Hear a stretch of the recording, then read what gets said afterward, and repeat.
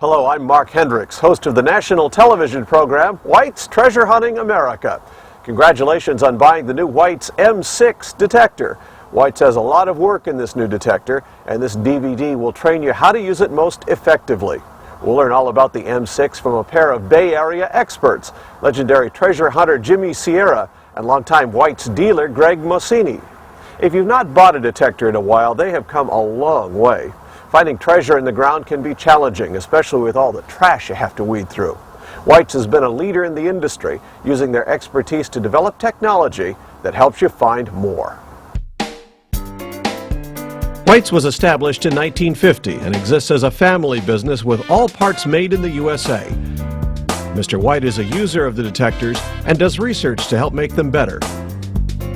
Your satisfaction is very important to us, so we work hard to develop the best detectors in the world to help you find the most treasure. This is a very exciting hobby. Every time you leave your house, you can find something. You've taken a very important first step by buying an M6. The rest of this DVD will show you how to assemble the detector and how to use it to its best potential.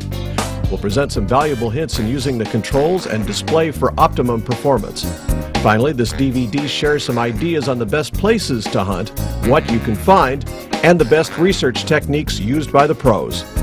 Good luck and happy hunting!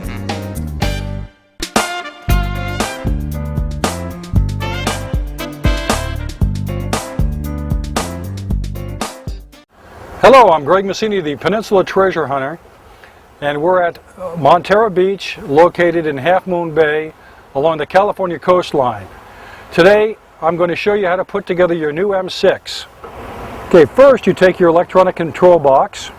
The M6 does come with 8 AA batteries and White's new battery pack. You lift up and pull back, and there's the 8 AA batteries. Gives you approximately 45 plus hours of use. There is an optional rechargeable battery pack I don't have with me. The battery pack goes in only one way.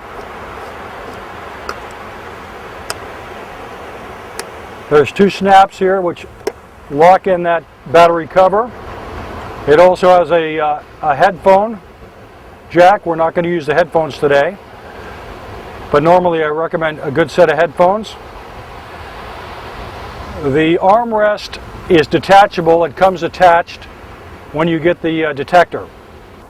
Next, we want to take the lower clevis rod. The lower clevis rod has 2 indents on either side, and we're going to insert these rubber washers, and that prevents the loop from tilting back and forth. Taking the search coil, I'm inserting the lower clevis rod. Once I've inserted the lower clevis into the loop and lined up the holes, I'm going to take the clevis bolt and come in from right to left, rock it a little bit,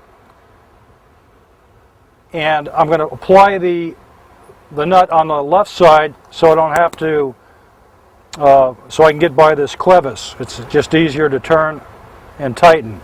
You want to tighten it about, finger tight, not too tight, because that might cause unnecessary wear and tear on the little rubber O-ring gaskets. Okay, so that's finger tight, and you notice that the loop holds its position. Now, what's important is that the first wind goes over the rod. And notice it's going over. You do not want to go under. You want to go over, because that aids in proper loop angle and placement. At this point, I'm going to engage the middle rod, because the M6 is considered a 3-piece detector. And I'm going to adjust the rod to my height, which is about 6'1". These are cam locks, and what they do is they prevent rod wobble. So once that's engaged, just finger tight. Don't crank it on. Just finger tight. At this point, I'm going to connect it to the housing rod, or the S rod as we call it too. Again, it's got another cam lock. We're going to make it finger tight only. Don't crank it on tight, just finger tight. And now she feels nice and stable. Maybe a couple of more wraps. Now I'm going to take the loop plug or search coil plug, and we're going to insert it into the housing, make the connection.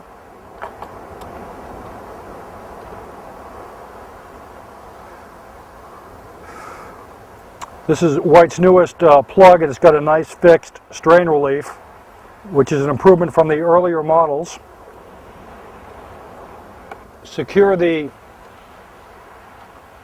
coil wire so it doesn't flop around with one of two Velcro closures for the lower part,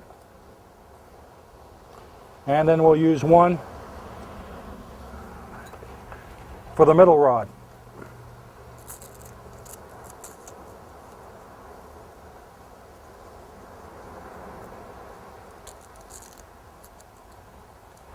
Lastly, we have an arm cup strap, and we're going to insert it in the top portion of the armrest, and we're going to come back over. Your M6 is now assembled, ready to go.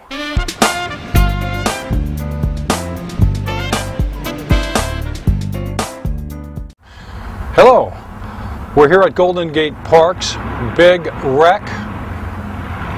I'm going to test out White's newest metal detector called the M6. The M6 derives its lineage from the MXT, and they've utilized the state-of-the-art ground tracking, full visual discrimination, and an advanced ground tracking system that's second to none.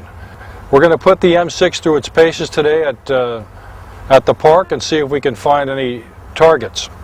As previously described by Jimmy Sierra, the M6 represents White's Electronics' latest metal detector designed for park and beach hunting. I'm going to demonstrate some proper sweeping techniques. That's important when you cover the ground, and what to do and what not to do.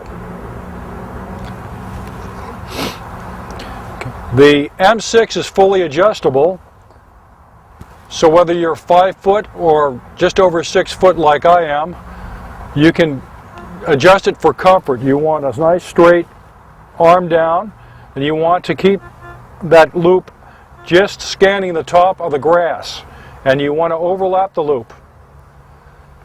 You want to avoid doing what they call pendulum sweeping, because that you're missing everything right over here. We don't want to do this. We also don't want to do what they call zigzag or Zorro. That's kind of moving a little bit too fast for the loop, and then you're missing about 90% of your area coverage. So what I advise is the simplest method is what they call a half moon sweep, and you slowly advance until you get a target. Okay, I've got a signal right here, but it sounds a little broken as I cross sweep it. It sounds stronger this way, but when I come in this direction,